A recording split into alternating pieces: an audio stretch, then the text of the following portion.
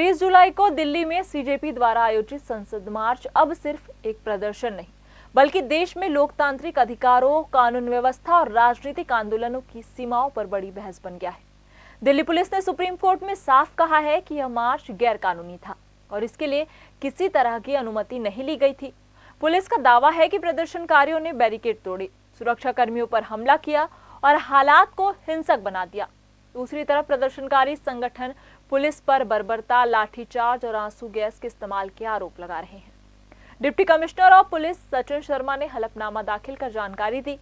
इससे पुलिस ज्यादती की कोर्ट की निगरानी में जांच की मांग वाली याचिकाओं के जवाब के तौर पर पेश किया गया। 4 संबंधित याचिकाओं में भी यही जवाब इस्तेमाल होगा। हलफनामे में 6 पॉइंट पर जवाब दिए गए। पहला, पुलिस प्रदर्शनकारी के घायल होने पर। 20 जुलाई को जंतर मंतर के आसपास 30,000 से ज्यादा प्रदर्शनकारी मौजूद थे। करीब 3 किलोमीटर के इलाके में फैली इस भीड़ को संभालने के लिए लगभग 5,000 पुलिसकर्मी तैनात थे। झड़प में 240 से ज्यादा पुलिसकर्मी और करीब 200 प्रदर्शनकारी घायल हुए। दूसरा, कील वाली लाठियों के आरोप पर। याचिकाओं में चुनिंदा फोटो, अधूरे वीडियो और अपुष्ट मीडिया रिपोर्ट्स का इस्तेमाल किया गया। इनमें पुलिस की कार्रवाई का पूरा संदर्भ नहीं दिखता। वीडियो में ऐसी लाठी की सिर्फ एक घटना दिखती है। वह लाठी एक प्रदर्शनकारी के हाथ में थी। तीसरा, पुलिस पर प्रदर्शनकारियों के हमले पर प्रदर्शनकारियों ने बैरिकेड तोड़े, पुलिसकर्मियों से मारपीट की और उनका सुरक्षा सामान खींचा। इसके बाद हिंसा रोकने के लिए कानूनी तरीके अपनाए गए। बल प्रयोग जरूरी हो गया था। भीड़ नियंत्रित करने के लिए लाठियां मान्य उपकरण है। चौथा, पुलिस वालों के सिविल ड्रेस में होने पर। Special branch, special cell, crime branch और स्थानीय पुलिस के जवान सिविल ड्रेस में भीड़ में तैनात थे। यह सामान्य सुरक्षा रणनीति है। 5वां, जंतर मंतर में हिस्ट्री शीटर आने पर। प्रदर्शन में असामाजिक तत्व और आपराधिक रिकॉर्ड वाले लोग भी शामिल थे। करीब 2,873 प्रदर्शनकारियों पर हत्या की कोशिश, डकैती, रेप और पॉक्सो जैसे मामले दर्ज हैं। इन मामलों की जांच एसआईटी करेगी। 6वां, फेशियल रिकॉग्निशन के इस्तेमाल पर। फेशियल रिकॉग्निशन सॉफ्टवेयर से हर व्यक्ति की प्रोफाइल दर्ज नहीं होती और शांतिपूर्ण प्रदर्शनकारियों की निगरानी नहीं की जाती। इसका इस्तेमाल गंभीर आपराधिक रिकॉर्ड वालों की पहचान के लिए होता है।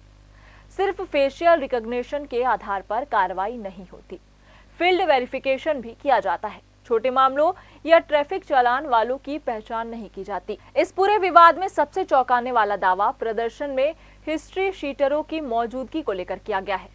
पुलिस के अनुसार प्रदर्शन में शामिल हजारों लोगों में बड़ी संख्या में ऐसे लोगों की थी जिनके खिलाफ हत्या के प्रयास, डकैती, दुष्कर्म और पॉक्सो जैसे गंभीर मामलों में मुकदमे दर्ज है। इन मामलों की जांच एसआईटी करेगी। अगर यह दावा सही साबित होता है तो यह आंदोलन की प्रकृति पर बड़े सवाल खड़े कर सकता है। हालांकि दूसरा सवाल भी उतना ही महत्वपूर्ण है। क्या किसी आंदोलन में कुछ आपराधिक पृष्ठभूमि वाले लोगों की मौजूदगी के आधार पर पूरे आंदोलन को हिंसक या गैर कानूनी करार दिया जा सकता है? फेशियल रिकॉग्निशन तकनीक के इस्तेमाल ने भी नई बहस छेड़ दी है। एक तरफ पुलिस इसे सुरक्षा का जरूरी उपकरण बता रही है, तो दूसरी तरफ नागरिक अधिकारों से जुड़े लोग इसे निजता के अधिकार से जोड़कर देख रहे हैं। इस पूरे मामले में सबसे अहम भूमिका अब सुप्रीम कोर्ट निभाने जा रहा है। अदालत ने पूर्व न्यायाधीशों, पूर्व डीजीपी और पूर्व सीबीआई अधिकारियों की एक हाई पावर्ड कमेटी बनाने का फैसला किया है। यानी अब मामले की जांच सिर्फ पुलिस के दावों के आधार पर नहीं होगी, बल्कि स्वतंत्र जांच के जरिए सच्चाई सामने लाने की कोशिश की जाएगी। सबसे बड़ा सवाल यही है कि अगर प्रदर्शन पूरी तरह शांतिपूर्ण था तो 240 से ज्यादा पुलिसकर्मी और 200 प्रदर्शनकारी घायल कैसे हुए? और अगर पुलिस ने सिर्फ कानून व्यवस्था बनाए रखने के लिए कार्रवाई की थी तो फिर पुलिस ज्यादती के आरोप इतने गंभीर क्यों हैं? यह मामला सिर्फ एक विरोध प्रदर्शन का नहीं है, यह लोकतंत्र में विरोध करने के अधिकार और कानून व्यवस्था बनाए रखने की जिम्मेदारी के बीच संतुलन का मामला है। अब सभी की नजर सुप्रीम कोर्ट की हाई पावर्ड कमेटी पर है, क्योंकि उसकी रिपोर्ट ही तय करेगी कि 20 जुलाई को लोकतंत्र की आवाज बुलंद हुई थी या फिर कानून व्यवस्था की सीमाएं टूट गई थी। फिलहाल के लिए इस खबर में बस इतना ही। देश प्रदेश की खबरों से अपडेट रहने के लिए हमारे चैनल को सब्सक्राइब करें और नई खबरों के नोटिफिकेशन के लिए बेल आइकन जरूर दबाएं। नमस्कार।